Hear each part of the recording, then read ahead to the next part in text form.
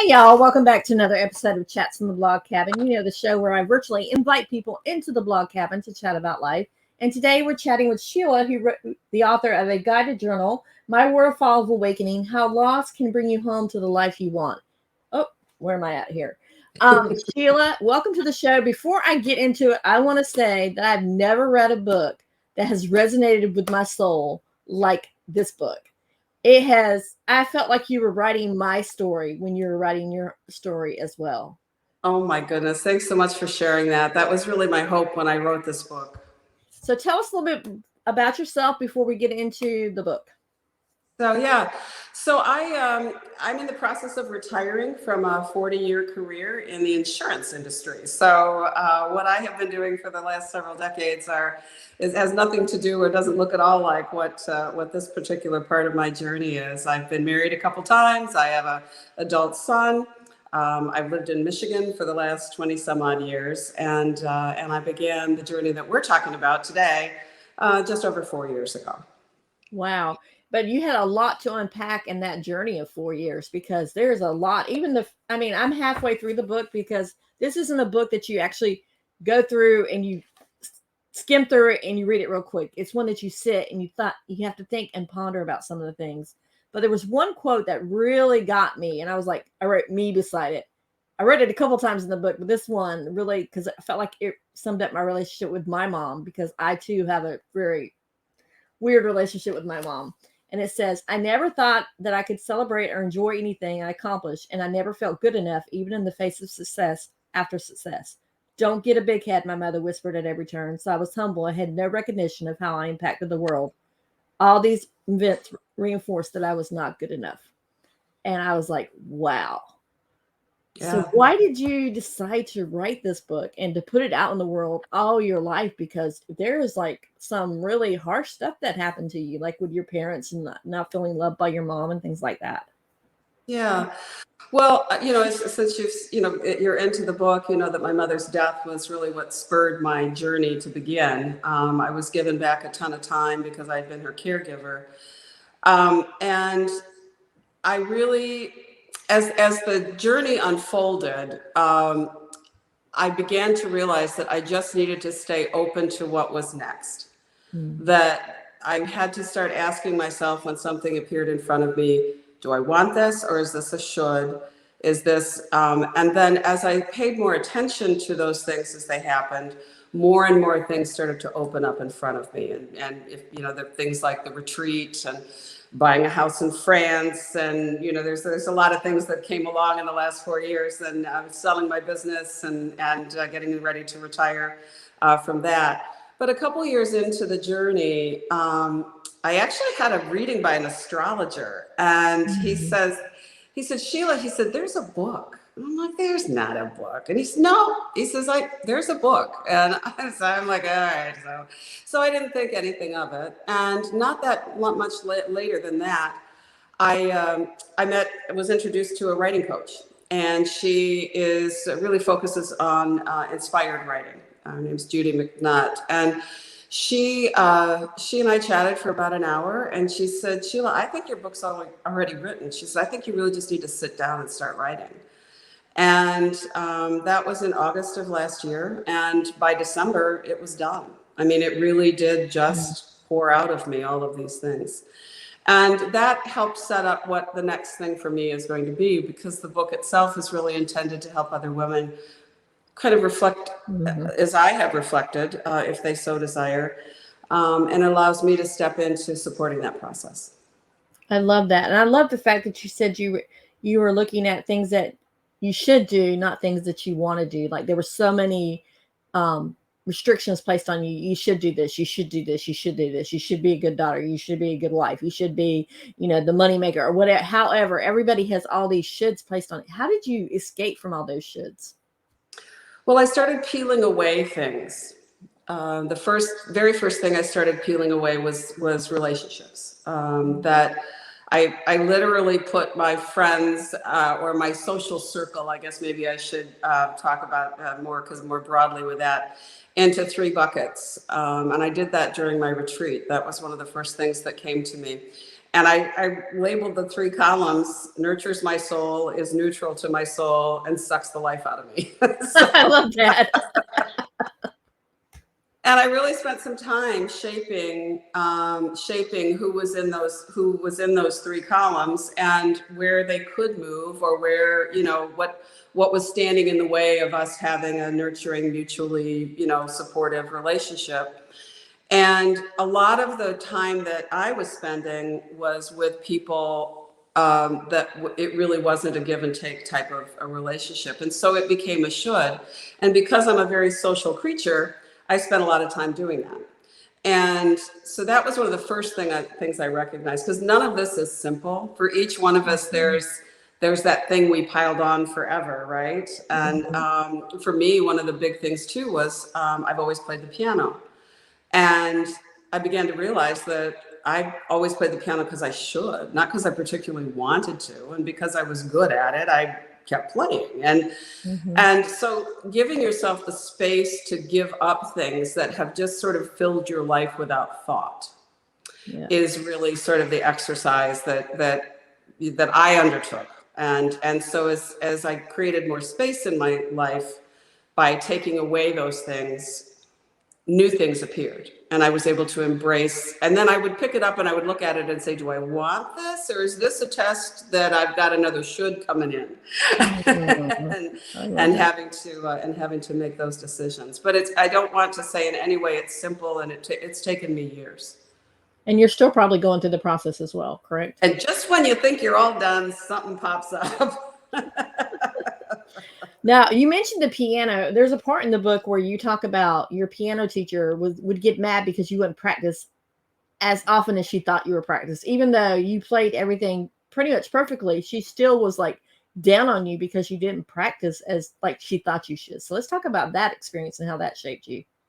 Well, that's a great question, because really you start doing things to please people versus doing things to please yourself. I mean, I was perfectly happy with being able to sight read well and play something well, but it was more important to her how I did it, not that I did it.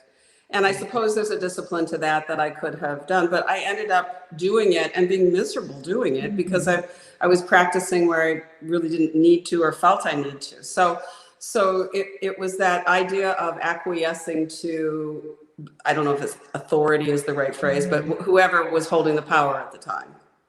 Yeah, that is so true. Now we need to take a brief commercial break, but then we'll be right back. Do you feel betrayed by life, your body, or by someone that you love? You are not alone, and you are not weak or overly emotional for feeling the way that you do. Betrayal is one of the most overwhelmingly painful experiences to navigate because it strikes at the core of who you are and what you are worth. No matter how gutted you feel, there is hope. You can flourish, not in spite of your experience, but because of it. I know. After 23 years of marriage, my world was shattered when I found out that my husband had been cheating on me with 5 different women for 15 years. I lost everything that day, my identity, my worth, and the future I had worked so hard to create.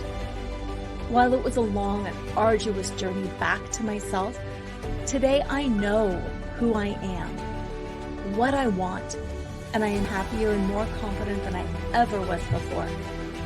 I've got what I call naked self-worth, which is the ability to just see, know, and love yourself for who you are, not for what you accomplish or for who you are in relation to others. No matter what has shattered your heart, if you're ready to get clear on who you are, what you want, and to learn how good life really can be, then Life Choreography is for you. Even if you feel too old or are too busy because you have kids at home and you're in charge of everything. Life Choreography is a comprehensive 5-month, 5-step program that empowers you to strip out of your labels, roles, and scripts, and to reveal yourself as you are, not as you think you should be.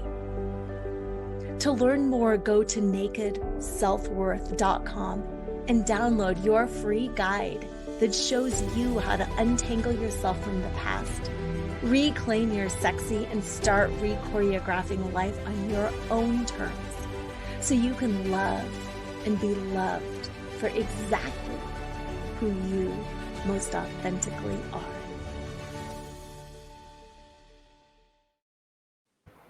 And we are back chatting with Sheila about her book, The Waterfall of Awakening.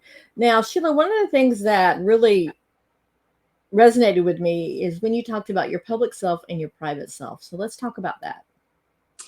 Yeah, that came about very young. And I was bullied quite a bit in junior high and high school when we moved from Michigan to Ohio at that age. And I think that began the process of putting on a public face versus knowing that this private person inside was really very, very sad. And it really, that's when the self-loathing portion of my existence really started to build itself. And that became the private person that I was. And yet the public person was always the happy, cheerful, doing everything, thing.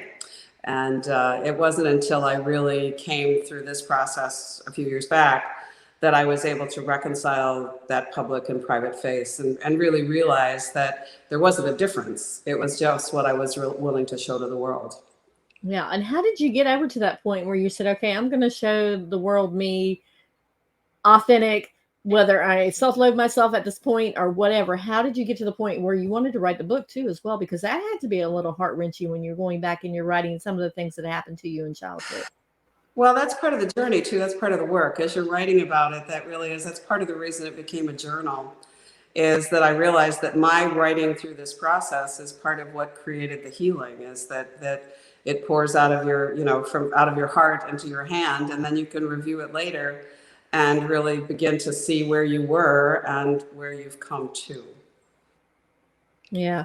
So let's talk about the very first step that you took into this journey. What was the very first, you took care of your elderly mom until she passed away.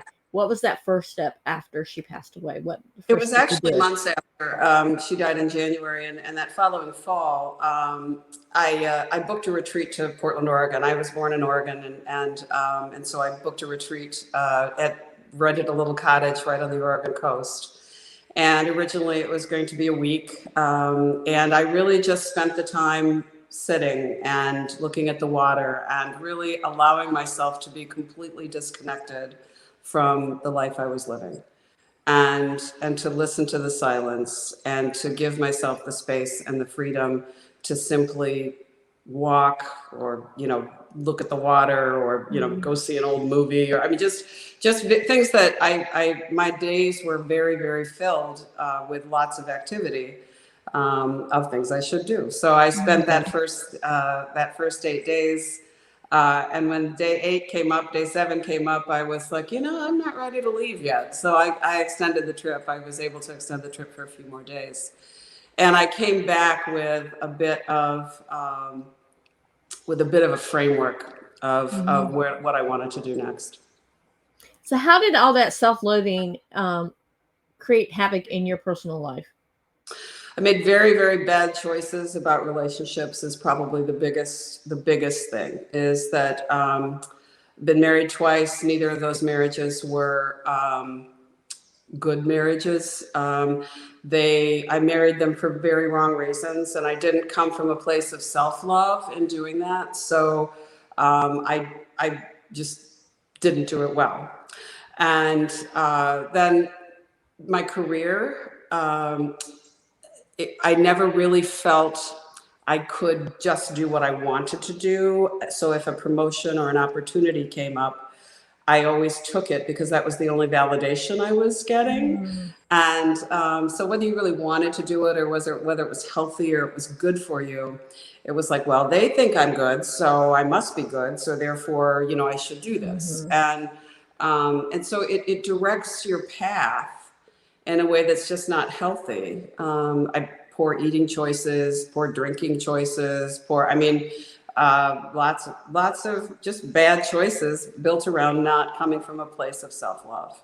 and not acting for your highest good. And I think that's a theme that you'll find in the book too, that it's important that we all act for our highest good, because in doing so, we act for the highest good of all. Speaking of your book, I asked you to, in the talking points I sent you, to read part of your book. Are you ready to read part now? I am. I don't know if it's a bit duplicative. I thought I would just read the opening 2 pages.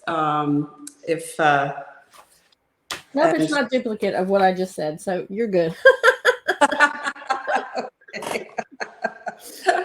But it kind of gives you a lot of the background that you're talking about, you've been asking about, and I thought, well, this might be a good, good thing to start with. So the first chapter of the book is called Laying the Groundwork.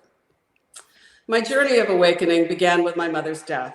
4 years ago, I held her hand as she took her last breath.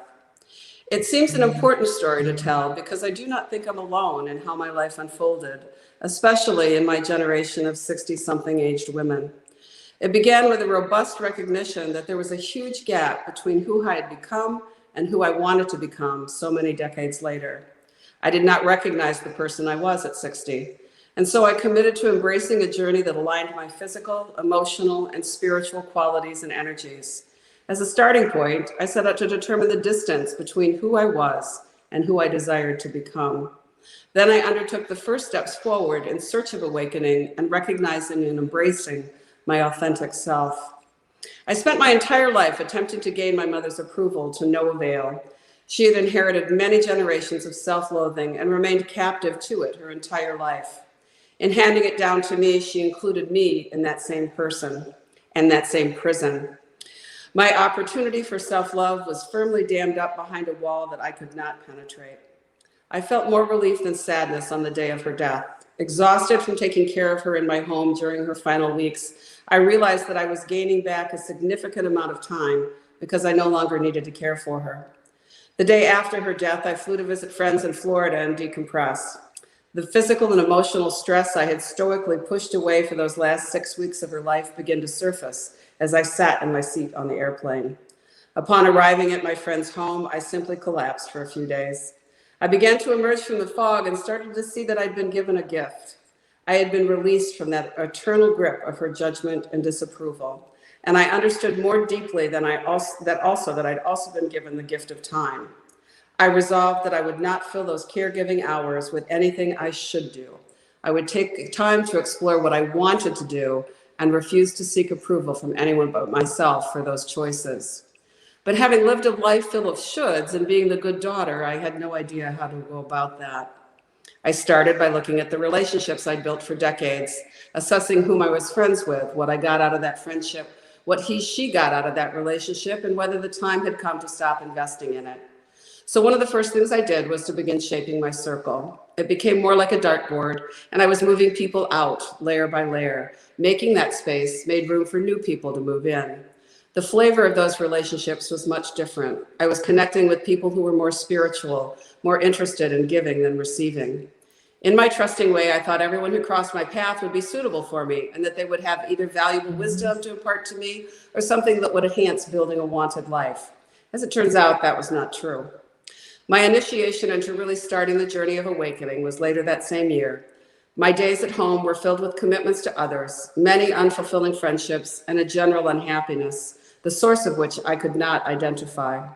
It became clear to me that I needed to schedule time and space away from my life, so I booked a trip to the place that I was born, Portland, Oregon. I had not returned there since I was almost 4 years old, and it seemed like the right place to start, the beginning. I'll share more about that adventure later, but through that retreat, a glimmer of hope had begun to grow. A seed of what was ahead for me had been planted. I had no idea what the future would look like, but it was compelling enough that I extended the trip by several days and continued to build that tiny little light inside of me. The cracks of the dam were appearing. Little did I know, I had started a waterfall. Wow. Now, there's a couple of things I wanted to piggyback off what you just read. At the age of 60, most people at the age of 60 would not think about contemplating their life. Most of them are set in their ways and not want to do anything. So I know your mom's death was a catalyst, but was there ever a thought in your mind where I can't do this, I'm too set in my ways? No, that's really funny. And I the 60 is the new 40, right? Or something like that. Anyway. Yep. But But I've had people say, I think I'm too old to go down this road. I think I'm too old to do, and in the book I say, if you're still breathing, you're not too old. It's never too late. And, at worst, I'm in my fourth quarter, maybe, who knows, right? So, so there's a really significant portion of life left for me that I'm really excited about. I love that. And the second thing is, you talked about how you had a tumultuous relationship with your mom. How has that helped you become a better parent to your son? I'm not quite sure it did, because I'm not quite sure, with having not awakened to the last 4 years, I think I probably, gifted a bit of this to my son as well. And we've chatted about that. We've talked about that, is that, I ended up being the primary provider for my household while he was younger. And so I wasn't home that much. I was traveling a lot for business. I was doing a lot of just corporate stuff. And I think that perhaps he might have suffered a bit from that. Just to be honest about it. But we really are trying to be open with each other now for how we can make sure that our relationship is shaped as healthily as possible. Not to say that we've ever had a bad relationship. That's not what I'm saying. But the nurturing piece of that, I'm not quite sure I was, that gifted at back then. So. But you're able to recognize it and realize you could change it before there was no way to change it at all. Yeah, truth. And I absolutely love that, because a lot of people think that because that's the way their parents parented them, that's the way they're supposed to parent them, their children. And I think that's so wrong. I think we need to break that, like you said, generational cycle that keeps going on and on and on and on and on. The gift that keeps on giving. So. Yes, very much so. There's a couple of more things I know I like started, and let's talk about looking in the mirror, that part in the book when you talk about look in the mirror and look at yourself in the mirror. Let's talk about how you do that. Because and I've talked to so many women where this is, you look at yourself in the mirror and all you see is what you're critical of, right? You see that, my eyes are this, my nose is this, my teeth are this, my hair is this, and then you start to work your way down your body, and it could, it's that constant, it's just that constant self-criticism. And I do really think that it's important to look in the mirror and smile at yourself like you're your best friend until you believe you're your best friend, because some of this is fake it till you make it, because you've got to really pull this stuff together and really say to yourself, you are absolutely gorgeous. You are a wonderful person. I love you more than any other person in my life, and to give yourself that grace of self-love. And it takes these very tangible actions, or it did for me anyway, very tangible statements to myself, looking at myself, in order to start breaking down those barriers that resist really believing that. Yeah, that's so true, because if we don't love ourselves, how can we love other people? Truth. Has there ever been a moment when, in the 4 years that you've been on this journey, that you've backslided and you've had to kick negative thoughts out of your head? Oh, absolutely. I would say every week. I mean, we're human, this is all, and there's always old triggers that come back, or there's,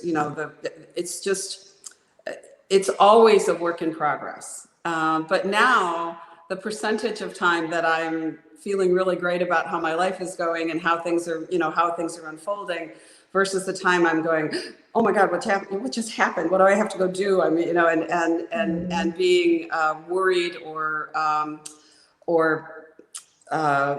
sad are falling away. But we're human. We always have work to do, and there's always outside influences that challenge us to really be true to ourselves.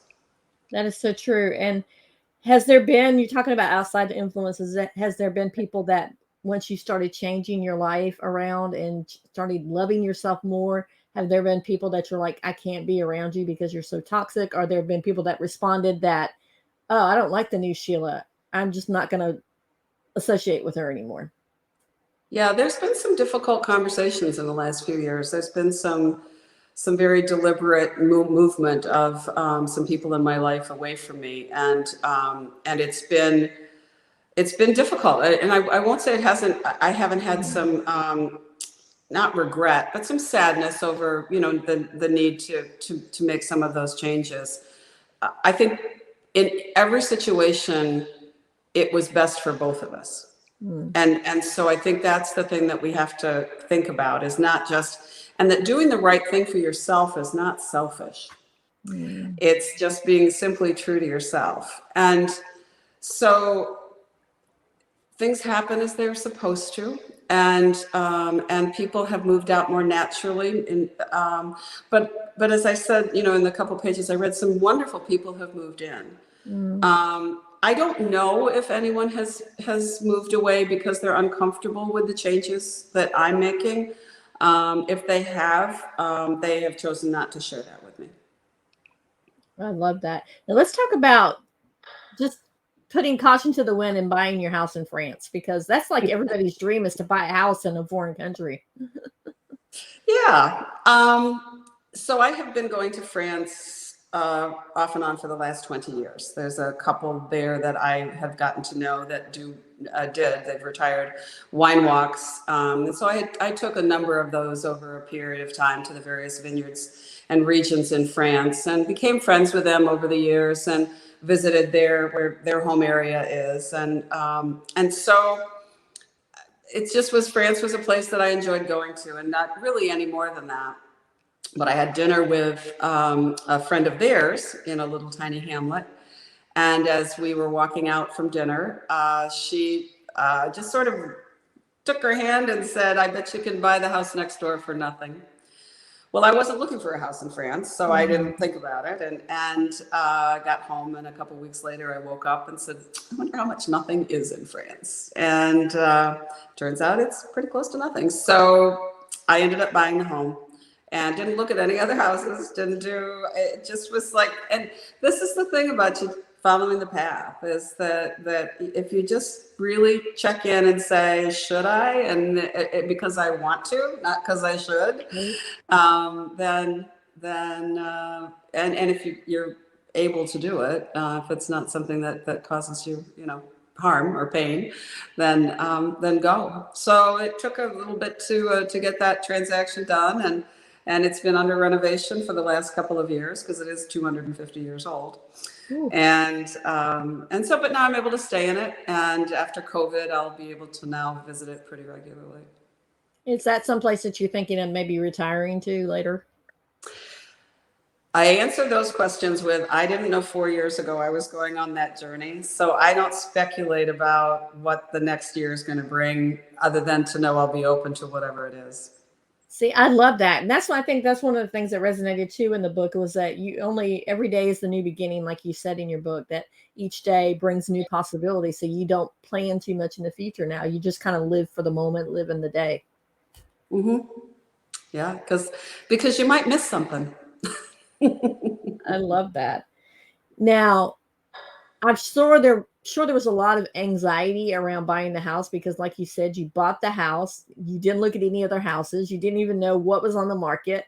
I think in the book you said, really basically you bought it sight unseen, you hadn't really gone inside. So let's talk about that, because that's something that would scare anybody. But to be able to take that leap of just, like, I'm just going to buy this house, I haven't even seen the inside of it, I'm going to buy it, not knowing how much work was going to need to go into it.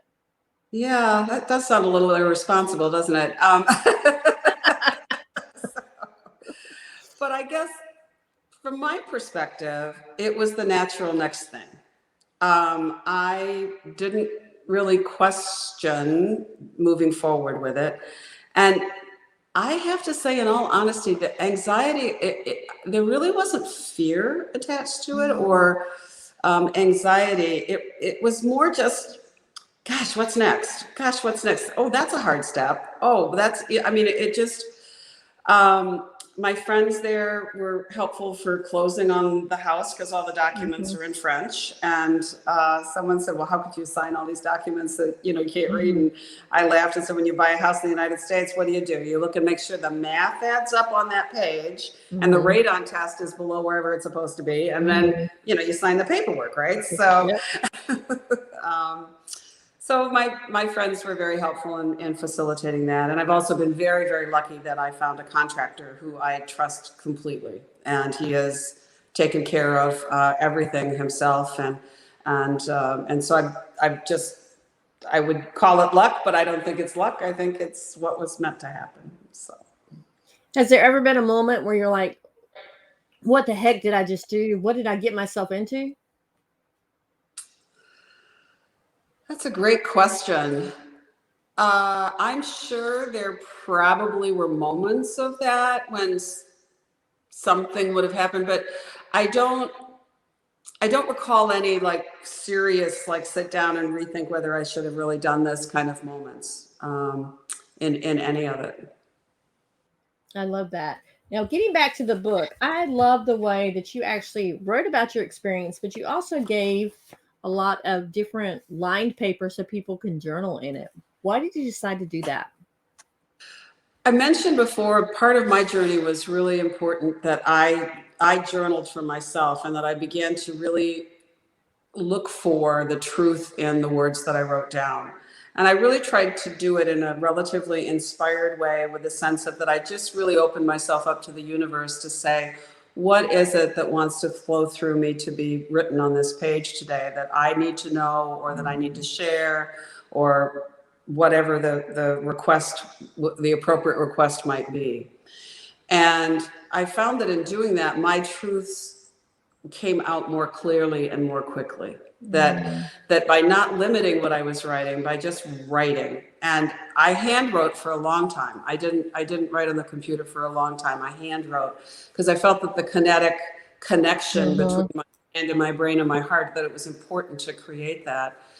And sometimes it was only a half a page, and sometimes it was pages and pages. But because I found the process so valuable, and because I found the journey, I didn't have any guidance for how I might do the journey. I just opened myself up and then let the journey unfold in front of me.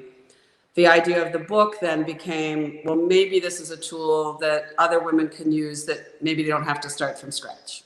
Maybe that if my story resonates, that perhaps some of my journey, by sharing it and giving the opportunity for others to experience and write in the same way, that maybe they can, kind of get there a little more quickly than I did. So. I love that, a little bit more quickly. Now let's talk about a reader picks up your book. What should they expect from the book? How should they approach it? Okay, that's a great question. The beginning of the book is simply my memoir. It simply tells the story of, and it's not a complete autobiography. It's really those moments in my life and those things in my life that really I can point back to that shaped what turned me into where I got to at 60. So it really sort of lays that groundwork. And then there's 38 lessons that follow, some of which are musings, some of which are meditations, some of which are, ask you to ask some questions of yourself and really do some self-exploration. And then as it moves itself, and it's not in any particular order, by the way, it's that you don't start with lesson 1 and move through to lesson 38, right? It's really intended to be, find the thing. There's, things on grief, there's things on loss, there's things on, various, the value of friction. I mean, there's all kinds of different topics that you'll find there. But it concludes hopefully in a way that we will all find inspirational. That we once we get to this point of awakening, that we allow that to inspire others to the same journey. I love what you just said, that not necessarily you have to go through and read each chapter in succession with the other. You can pick and choose sometimes what you're dealing with. I love that, because a lot of people think that when they get a book, they have to start at the beginning and then finish, and it's from beginning to end and not in between, not the messy parts in between. But a lot of times the messy parts in between are when we learn the most. Yeah, absolutely. Now, did you ever get closure with your mom before she died, or was this kind of like a way to get closure as well? I did not get closure with my mother before she died. I was given, someone very wise said to me, people die as they live. And I had a number of people say, oh, I'm sure that you and your mother, those last 6 weeks when she was in your living room, in her hospital bed, that you talked through everything. And I was like, not so much. So when she died, that did not happen. But through this process, I will tell you that I feel like we are in a very good place. I very much feel like I understand more of what was in her life that created the person she was with me. And I have truly forgiven and released her. And if you believe these things, feel like that she's, on the sidelines now coaching me and offering insight and being supportive. So I do. And as you see, I dedicated my book to her because without her, I think she really did give me the gift of courage. I love that. Let's talk about the relief that you got to finally say, okay, Mom, even though she's not there, wasn't there to actually get the closure. You're like, okay, I forgive you. That relief, that burden that just lifted off your shoulder. How did you feel at that moment?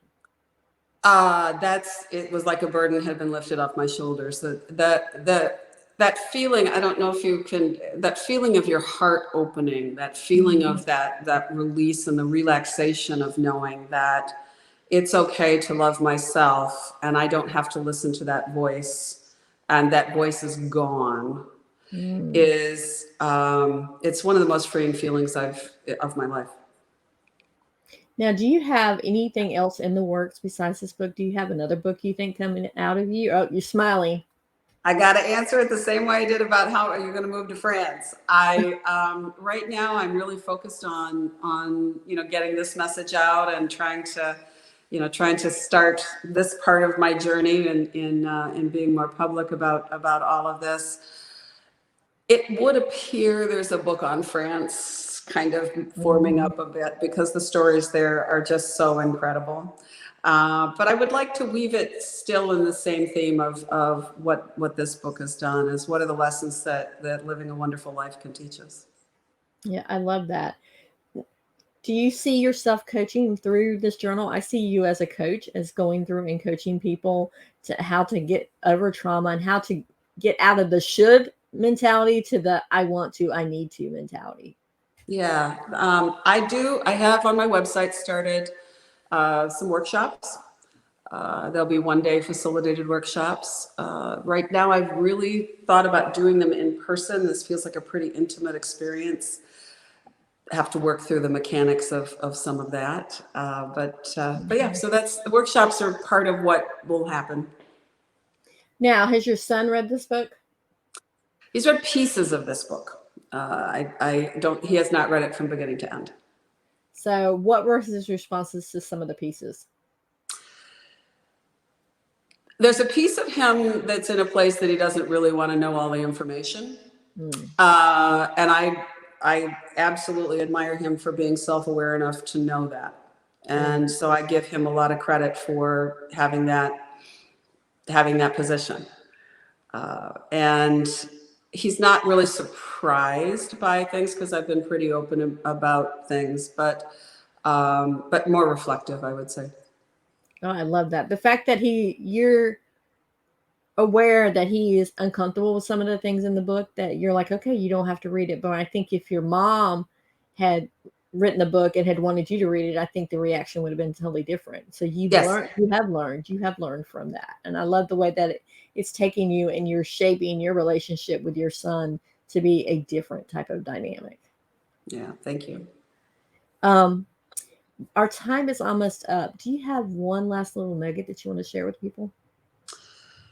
If there's one thing I would like anyone to take away from the book is that you are not alone, that there is someone else that is experiencing your journey, and finding those people and finding the people that you can resonate with and learn with and resolve some of these things with, I think is so important. And that we as women tend not to talk about these things, and especially the mommy thing. And that this book, I hope, gives women permission to have that conversation and to do their own work and to know that there's many, many other women out there that are on that same path. And that's true. A lot of women feel like they can't show their true self to people because of fear of judgment, a lot of fear of judgment, because I know judgment like rules everybody's life. It's only when you say, you know what, I'm going to be who I am, regardless of what you think about me.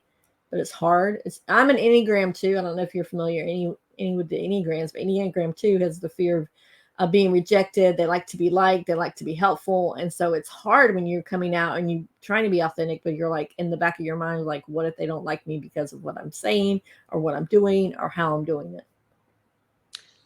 That's a great point. And the only comment I would make is when you're being true to yourself, the rest of it does begin to fall away.